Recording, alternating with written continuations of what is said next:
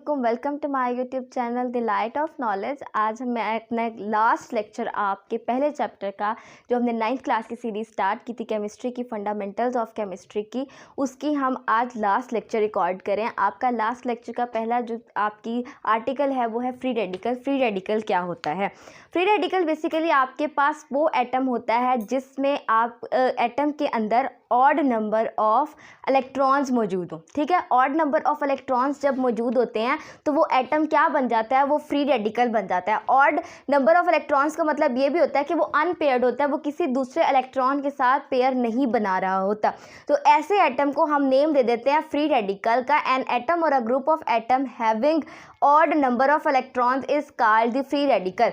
इसको हम रिप्रेजेंट कैसे करते हैं? इसे हम रिप्रेजेंट करते हैं किसी भी एटम के सिंबल के ऊपर एक डॉट डालकर हम फ्री रेडिकल को रिप्रेजेंट करते हैं। फॉर एग्जांपल आपके पास हाइड्रोजन है, हाइड्रोजन में आपके पास आपको पता है एक इलेक्ट्रॉन और एक प्रोटॉन होता है। अब 1 जो है वो आपके पास ऑड नंबर है, तो आप क्या करोगे? इस हाइड्रोजन के ऊपर एक डॉट डाल दोगे जो ये शो करेगा ये हाइड्रोजन हमारे पास फ्री रेडिकल की फॉर्म में है। दूसरा आपके पास एग्जांपल आ जाते हैं क्लोरीन। क्लोरीन में आपके पास क्या होता है? 17 इलेक्ट्रॉन्स होते हैं। 2 इलेक्ट्रॉन्स एक शेल में होते हैं, 8 इलेक्ट्रॉन्स एक शेल में होते हैं, 7 इलेक्ट्रॉन्स एक शेल में होते हैं। अब ये 7 इलेक्ट्रॉन है, ऑड नंबर है ये आपके पास 7 है। 2 ने पेयर एक बना लिया, 2 ने एक पेयर बना लिया, 2 ने एक पेयर बना लिया, पीछे आपके पास एक बच जाता है जो कि अनपेयर्ड है। और ये इलेक्ट्रॉन ये अनपेयर्ड इलेक्ट्रॉन क्लोरीन के फ्री रेडिकल की वजह बनता है। ठीक हो गया। फ्री रेडिकल वो होते हैं, वो एटम्स होते हैं जिनमें ऑड नंबर ऑफ इलेक्ट्रॉन्स या अनपेयर्ड इलेक्ट्रॉन मौजूद हो, उस एटम को हम फ्री रेडिकल कह देते हैं। अब फ्री रेडिकल बेसिकली बनते कैसे हैं? फ्री रेडिकल बनते हैं कि जब किसी मॉलिक्यूल के जो है बॉन्ड ब्रेकेज होती है ना, तो क्या होता है? बॉन्ड ब्रेकेज की वजह से हमारे पास जो है वो फ्री रेडिकल बनता है। फॉर एग्जाम्पल आपने जो है वो क्लोरीन का एक मॉलिक्यूल लिया और उसको जब हीट दी तो क्या हो गया? वो क्लोरीन जो है ना वो ब्रेक होगी। पहले क्लोरीन बॉन्डिंग की फॉर्म में इस तरह थी, ठीक है, ये बॉन्डिंग थी। जब आपने इसको हीट दी ये बॉन्ड टूट गया और ये क्लोरीन अलग अलग हो गई। किस फॉर्म में? फ्री रेडिकल की फॉर्म में। ठीक हो गया। आपका फ्री रेडिकल यहाँ पर हो जाता है कंप्लीट। अब यहाँ पर आपके पास कुछ डिफरेंसेस है। आपने पीछे टर्म्स पढ़ी थी, atom, ion, molecule, molecular ion. तो आज हम उन सब में डिफरेंसेस देखेंगे। आपने पढ़ तो लिया था कि आखिर वो है क्या, लेकिन एटम और आयन में बेसिक डिफरेंस क्या है जिसकी वजह से हम इसको जो है अलग फॉर्म में कैटेगराइज करते हैं। सबसे पहला है आपके पास atom is the smallest unit of element. किसी भी एलिमेंट का स्मॉलेस्ट यूनिट को आप क्या कह देते हो? एटम कह देते हो। जबकि आयन हमारे पास स्मॉलेस्ट यूनिट होता है आयोनिक कंपाउंड का। जब आयोनिक कंपाउंड को हम ब्रेक करते हैं तो हमारे पास क्या बनता है? हमारे पास आयंस की फॉर्मेशन होती है। दूसरा क्या है? एटम कैन और कैन नॉट एग्जिस्ट इंडिपेंडेंटली। मैंने आपको बताया था कुछ एटम्स जो है वो इंडिपेंडेंटली एग्जिस्ट कर सकते हैं और कुछ एटम नहीं कर सकते। फॉर एग्जांपल जो नहीं कर सकते उनमें हाइड्रोजन की एग्जांपल, और जो कर सकते हैं उनमें हीलियम की बहुत अच्छी एग्जांपल आती है। जबकि हमारे पास आयंस ऐसे स्मॉलेस्ट पार्टिकल्स होते हैं जो कि एग्जिस्ट नहीं कर सकते, कैन नॉट एग्जिस्ट इंडिपेंडेंटली। ठीक है, ये हमारे पास इंडिपेंडेंटली एग्जिस्ट नहीं कर सकते। तीसरा आपके पास डिफरेंस आ जाता है, एटम हमारे पास न्यूट्रल होता है। एटम के ऊपर किसी किस्म का कोई चार्ज नहीं होता। ठीक है, अगर चार्ज वाइज देखा जाए तो एटम के ऊपर कोई चार्ज नहीं होता, वो बिल्कुल न्यूट्रल होता है। जबकि आयन में हमारे पास या तो पॉजिटिव चार्ज होता है या नेगेटिव चार्ज होता है, इसीलिए आयन हमारे पास चार्ज कैरिंग होते हैं जबकि एटम हमारे पास न्यूट्रल होते हैं। एटम की अगर एग्जांपल ले ली जाए, सोडियम हमारे पास यहाँ पर एक एज एन एटम है क्योंकि इसने अब तक कोई इलेक्ट्रॉन अपना लूज़ नहीं किया जिसकी वजह से इसके ऊपर चार्ज आए। जबकि यहाँ पर हमारे पास सोडियम आयन है, Na पॉजिटिव है। पॉजिटिव इसलिए आया है क्योंकि सोडियम ने अपना एक इलेक्ट्रॉन क्या कर लिया है? लूज़ कर दिया। तो यहाँ पर सोडियम हमारे पास एज एन आयन एक्ट करेगा। ठीक हो गया। उसके बाद आपके पास दूसरा डिफरेंस आपका आ जाता है मॉलिक्यूल और मॉलिक्यूलर आयन क्या होते हैं। ठीक है, मॉलिक्यूल कैसे बनते हैं? मॉलिक्यूल बेसिकली फॉर्म्ड होते हैं जब हमारे पास काफ़ी सारे एटम्स आकर एक लिंकेज बना देते हैं, जुड़ जाते हैं, तो हमारे पास क्या बन जाते हैं, हमारे पास मॉलिक्यूल बन जाते हैं। जबकि अगर यही मॉलिक्यूल हमारे पास कोई इलेक्ट्रॉन लॉस कर दे, उनमें कोई लॉस और गेन ऑफ इलेक्ट्रॉन हो, तो क्या होता है, हमारे पास मॉलिक्यूलर आयन बनते हैं। मॉलिक्यूल किससे बनता है, कम्बिनेशन ऑफ एटम से।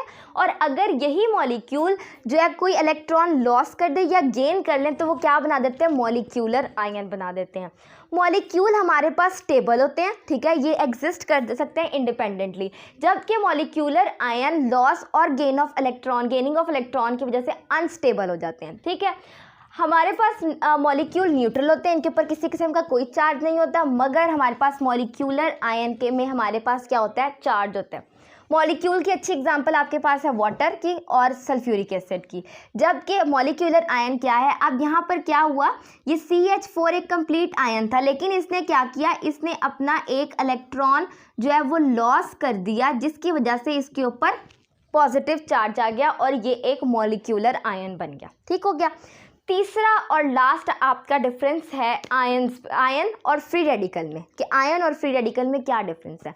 आयन बेसिकली बनता कैसे है, आयन बनता है लॉस और गेनिंग ऑफ इलेक्ट्रॉन से, ठीक है। जब भी कोई एटम इलेक्ट्रॉन लॉस करता है या गेन करता है तो उस पर कोई चार्ज आ जाता है और उसे हम नेम दे देते हैं आयन का। जबकि फ्री रेडिकल हमारे पास वो एटम्स होते हैं जिनके अंदर ऑड नंबर ऑफ इलेक्ट्रॉन्स मौजूद होते हैं, ठीक हो गया, पहला डिफरेंस हो गया।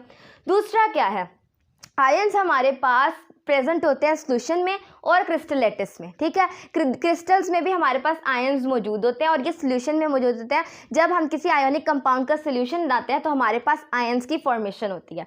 जबकि फ्री रेडिकल हमारे पास सोल्यूशन में भी मौजूद होते हैं और एयर में भी मौजूद हो सकते हैं, ठीक है, मतलब हमारी एयर में भी मौजूद हो सकते हैं। तीसरा आपके पास डिफरेंस है, आयंस की को बनाने के लिए हमारे पास लाइट की ज़रूरत नहीं होती, जबकि फ्री रेडिकल की फॉर्मेशन के लिए हमें लाइट की ज़रूरत होती है, ठीक हो गया, हमारे पास लाइट की ज़रूरत होती है। आयंस में हमारे पास एग्जांपल आ जाती है सोडियम आयन की और क्लोरीन नेगेटिव आयन की। जबकि हमारे पास फ्री रेडिकल में हाइड्रोजन की एग्जांपल आ जाती है और क्लोरीन की एग्जांपल आ जाती है, ठीक हो गया। अब देखें, आप यहाँ पे देखें, ion chlorine as an ion भी एक्ट कर रहा है और एज अ फ्री रेडिकल भी एक्ट कर रहा है, क्योंकि फ्री रेडिकल वो होते हैं जिसमें ऑड नंबर ऑफ इलेक्ट्रॉन्स मौजूद होते हैं और हमारे पास क्लोरीन में 17 इलेक्ट्रॉन्स मौजूद होते हैं, ऑड नंबर है। और यहाँ पर क्लोरीन आयन के तौर पे क्यों बिहेव कर रहा है, क्योंकि इसने एक इलेक्ट्रॉन जो है वो गेन किया, इसीलिए इसके ऊपर नेगेटिव चार्ज आ गया। इसके बाद हम देखेंगे कि हमारा एवोगैड्रोस नंबर का आर्टिकल आखिर हमें क्या कहता है। अच्छा जी, अब हम देखने लगे हैं, हमारे पास एक टर्म, आपके पास एक और टर्म आ रही है, मोल और एवोगैड्रोस नंबर, ठीक है। आपको मोल का पता है, जब आपको याद हो, जब आपने मॉलिक्यूलर मास और फार्मूला मास पढ़ा था, तो आपने क्या कहा था कि मॉलिक्यूलर मास और फार्मूला मास को हम किस तरह रिप्रेजेंट करते हैं, AMU से, ठीक है। AMU उसका यूनिट था, एटॉमिक मास यूनिट, ठीक है, उसका AMU यूनिट था। जब आप क्या करते थे, एटॉमिक मास, मॉलिक्यूलर मास या फार्मूला मास को AMU की बजाय ग्राम में रिप्रेजेंट करते थे, तो वो क्या बन जाता था, gram atomic mass, gram molecular mass और ग्राम फार्मूला मास, ठीक हो गया। तो आपने याद है आपको, आपने उसको क्या कहा था कि ग्राम मॉलिक्यूलर मास को आप 1 मोल भी कहते हो, ठीक हो गया। तो ये वही वाला मोल है जो आपने gram atomic mass, gram molecular mass और ग्राम फार्मूला मास में देखा था। एटॉमिक मास, मॉलिक्यूलर मास और formula mass expressed in grams is known as mole, ठीक हो गया।